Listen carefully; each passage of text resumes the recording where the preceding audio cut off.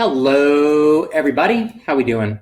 Welcome to BFR Tuesday, where I do something around BFR every single week, answer some questions, talk about any new research, any interesting cases that have come into the clinic, any of those types of things. So let's start off as I normally do, answering any questions that anybody has.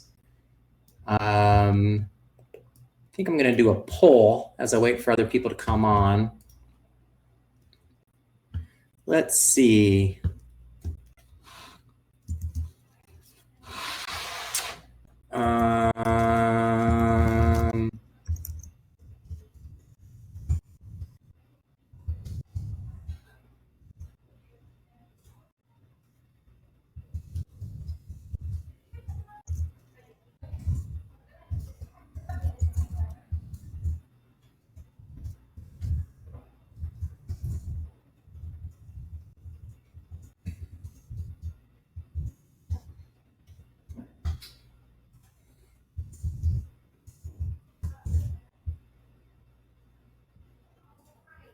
Just shared a poll. What I'm interested in is how many of you are interested in BFR to coach others. So you're a strength coach, you are a physical therapist, chiropractor, athletic trainer, massage therapist, whatever, or you're an end user, you're a consumer, because we really have these two distinct separate entities, and I kind of coach two different ways based on where you're coming from. One of the largest questions I get is really around programming and use. Like, how do I, once I get these things, how do I use them? So I'll let a couple more people answer that question, if you don't mind. Go to the poll, answer that question, and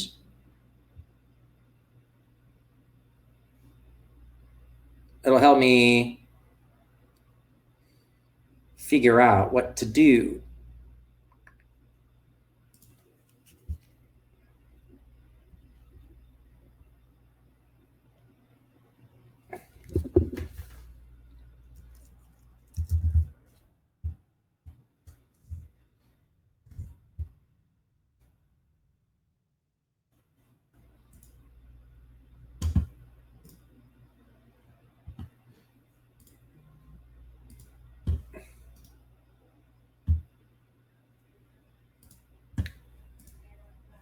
Okay, so not a lot of answers so far. All right, so if you get a chance, go into that. So James is asking, have you ever used BFR as a pre-fatigue option for rehab to stimulate the fourth quarter with your rehab? So for instance, put someone on a bike, have them do sprints or something for 5 minutes, then have them rehab after. Oh, so you're talking about fatiguing to see like valgus, or if fatigue leads to poor biomechanics. Is that? Got it. Okay.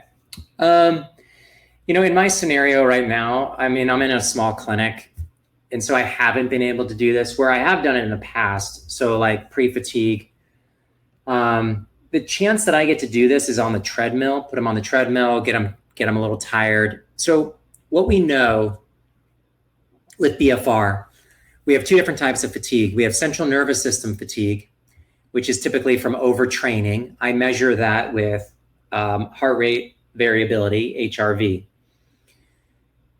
Then we have peripheral nervous system fatigue, or extremity fatigue. I can take you pretty close to failure, 1 or 2 repetitions. Then I'm gonna have good peripheral fatigue, and then I could do, let's say, like a step down off of a box, a drop set off of a box, and I could look and see what happens to. You absolutely could do that, and then I would recommend it, because a lot of times people come in and they'll tell me, like, it might be let's say it's a marathon runner, and they don't get pain until mile 12 or 14. I mean, I'm gonna guess that it's a fatigue issue. So ideally I would put them on there, get them tired, and see what happens to their mechanics at that point. So yeah, you can absolutely do that. You'll have about a 4-minute window for that peripheral fatigue with no muscle damage, which is cool because you're not damaging the tissue with BFR. Now, the other is true as well. So if I'm doing pre-workout muscle activation, which is something I'm going to cover in level 2 course, which I'm hoping to do online within the next 30 days. If I'm doing like kind of a warm-up, like pre-workout warm-up, I'll do the opposite. I won't take them to failure. I'll only do like 1 set of 15, maybe 2 sets of 15. And so then that way, you're recruiting type 2 musculature.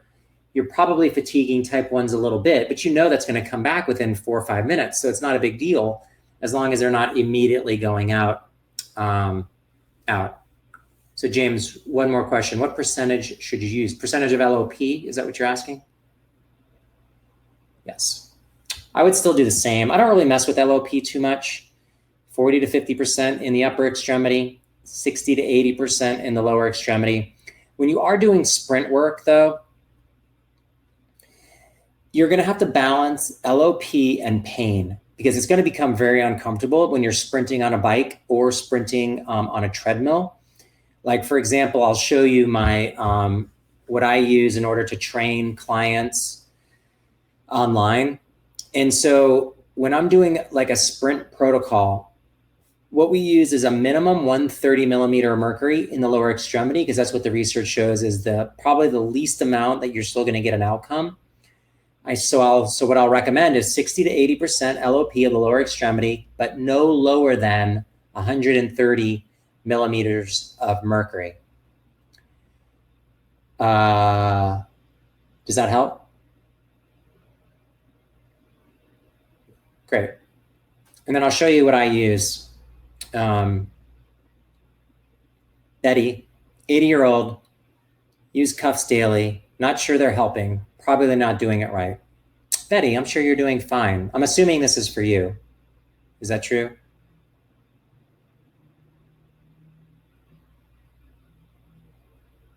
Betty?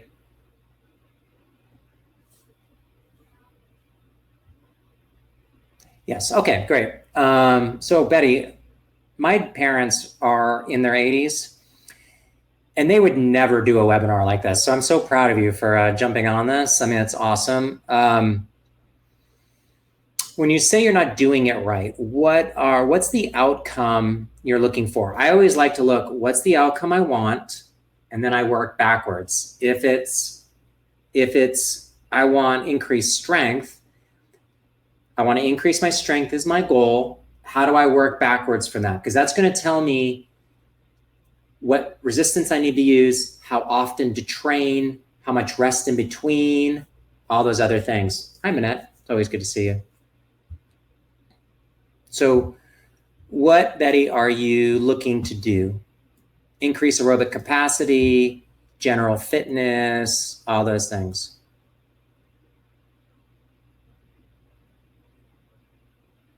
Strength. Okay. So tell me how you're currently training and how often. Is it daily, every other day? Is it how many reps, how many sets, what exercises? Just give me a little summary within this message, because this is really helpful, I think, for a lot of people. And a lot of people have this exact question, and I'm trying to find a solution, which I think I have.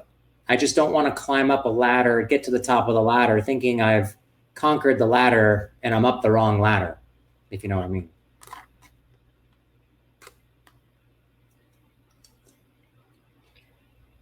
Don't mind me, it's my lunch, so.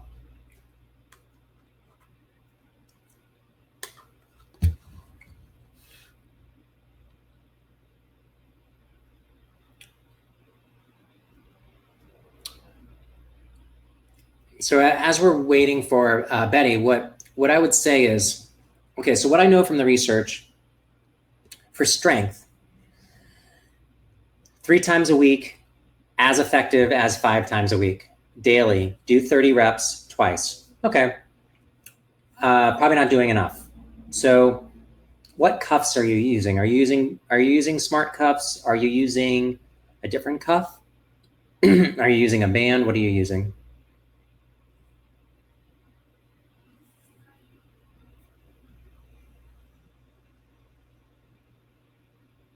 Okay, great. So using smart cuffs, and what, how are you determining the pressure that you're using?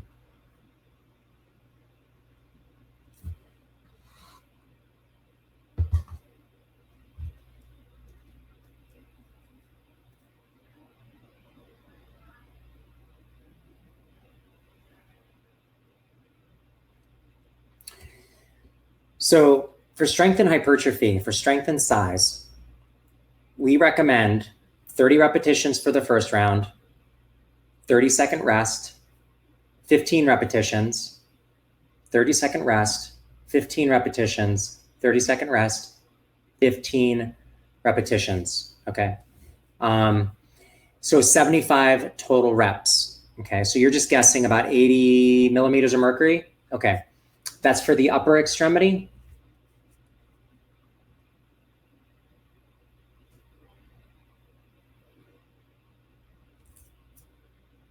Yes, okay.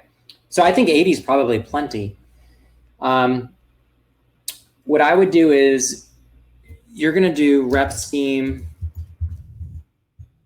30, 15, 15, 15 with a 30-second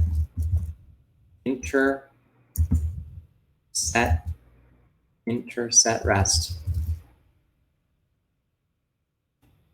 Deflate, then move to next exercise, inflate, and repeat. And for each body area, you're going to do 2, maybe 3 exercises. So what exercises are you currently using, Betty, for your strength training? And what are you using for resistance? Are you using dumbbells? Are you using bands? Are you using...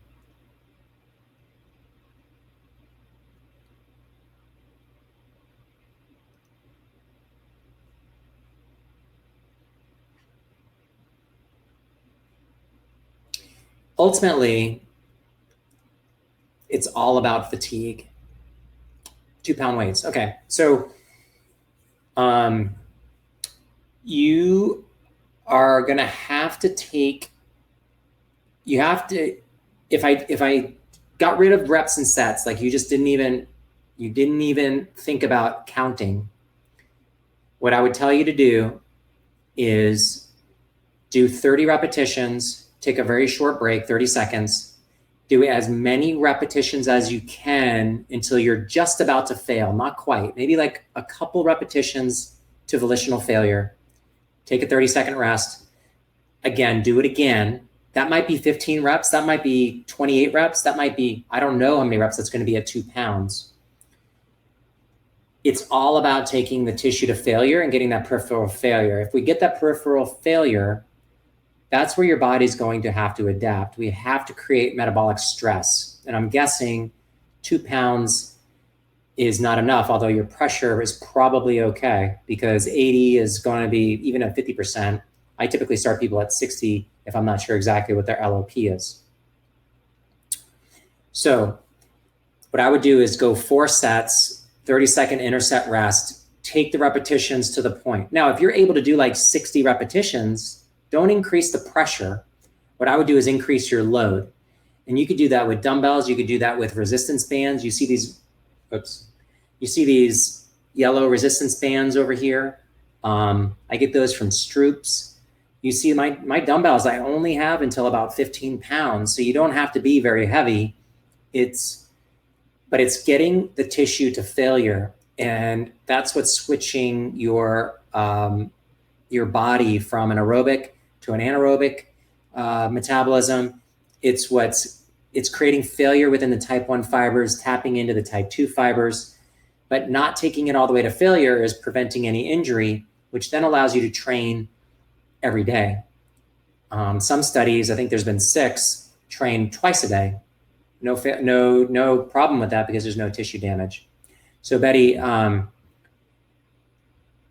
if you would like, reach out to me And I would be happy to jump on a Zoom call with you just to make sure you're okay. All right, so just reach out to me, ed@edlacara.com. We'll set that up. But with that said, let me show you what I've been working on pretty diligently. I'm going to share my screen.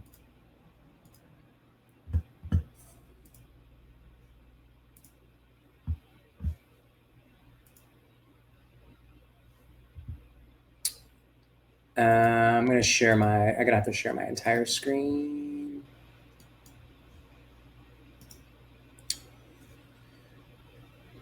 So I've been working on this. I think you guys can see this. Yeah. Okay, so I've been working on this, which is an app that I can have all the different programs that I do and then write custom programs for clients and patients, and then they can follow along. So let's say with a BFR, here's a BFR sprinting program. So it's a 6-week program based on the research.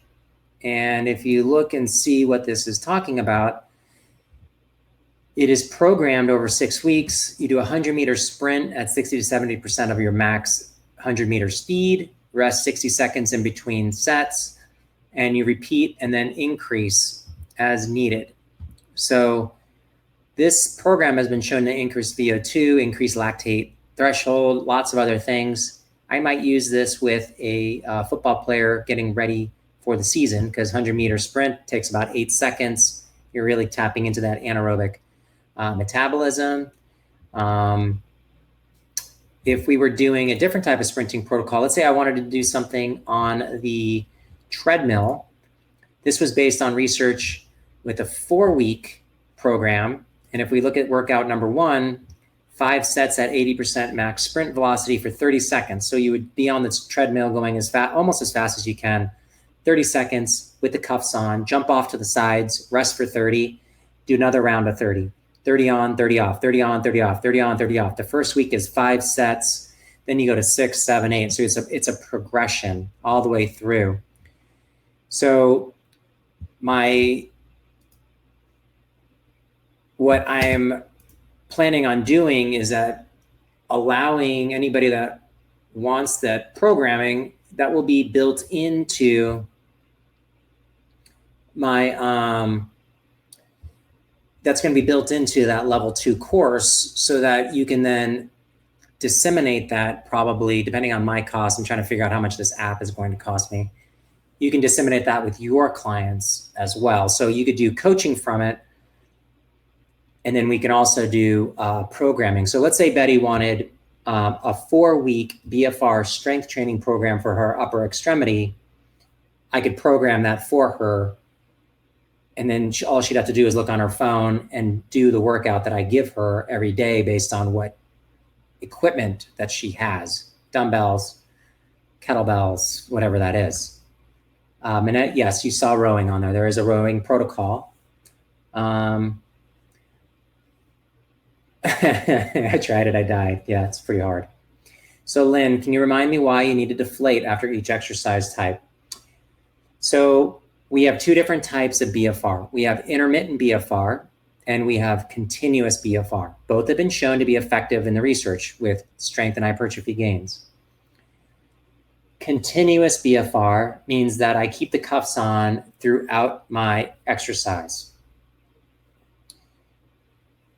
Intermittent BFR means that I use no cuffs except for between my rest periods. So I would do bicep curls, then I would inflate the cuffs in between my rest sessions, which is not very practical.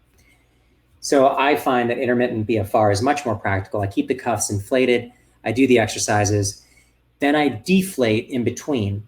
And the reason that we deflate is that there's no need to keep the cuffs inflated throughout the whole workout. And if you're using the proper cuff pressure and weight, you want those cuffs deflated in between. If they're not, the pressures are probably not high enough, or the load is not heavy enough in order to get the adaptation that you're looking for.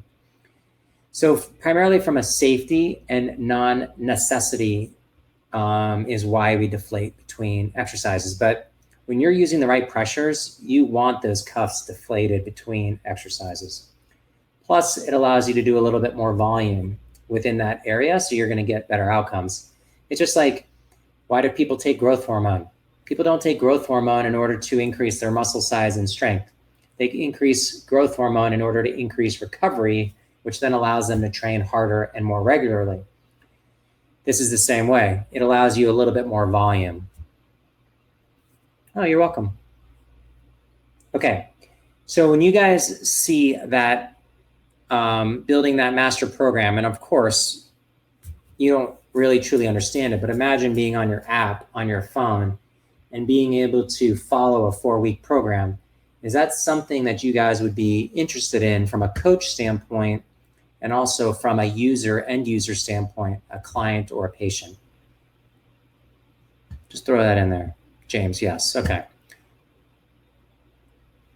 Okay, so, I mean, I know that this is the answer because this is the question I get all the time. And what I'm also thinking, and let me know if you think this is valuable, is that the second that you get and purchase cuffs from us, you immediately get access to that app, and you do an on-ramp program for 3 weeks of how to inflate the cuffs, how to put the cuffs on, trying different exercises, and what I call the on-ramp, if you guys are taking classes from me, 2-week on-ramp program of single joint exercises, then multi-joint exercises.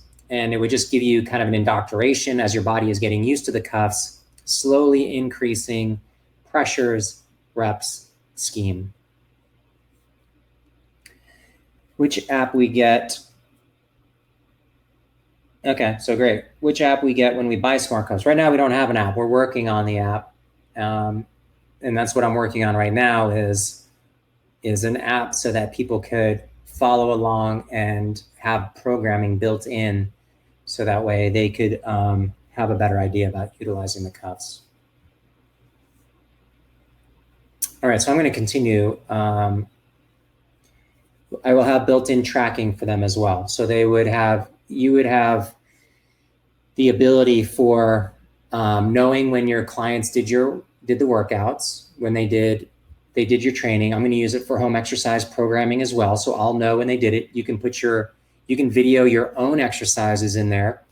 So I'm going to have pre-work, foam rolling, corrective exercise, BFR, all those things for my clinic. LOP, you can put in perceived exertion for that exercise. So the person on there will put their perceived exertion to make sure it never goes above an 8. So you'll know, like, hey, how was that workout? And then you can bump them up. Knowing that with LOP, we take them up to a certain point and then we stop. And then from there, I'm building up. Once I get to 80% LOP in the lower extremity and 60% or 50% in the lower extremity, then I'm just increasing load. I'm not messing with LOPs anymore. LOP is set. That's typically within a 3-week period. LOPs change, but it's not very much. I mean, not enough to make it, even necessary to recheck it. And in addition, remember, our next set of cuffs, when they get released next month, are going to have a pump built in where it automatically sets your LOP.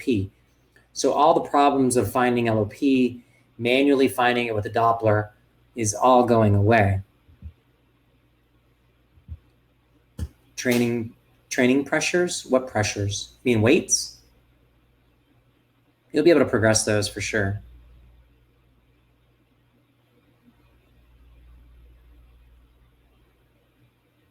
What else would you guys like to see within an app?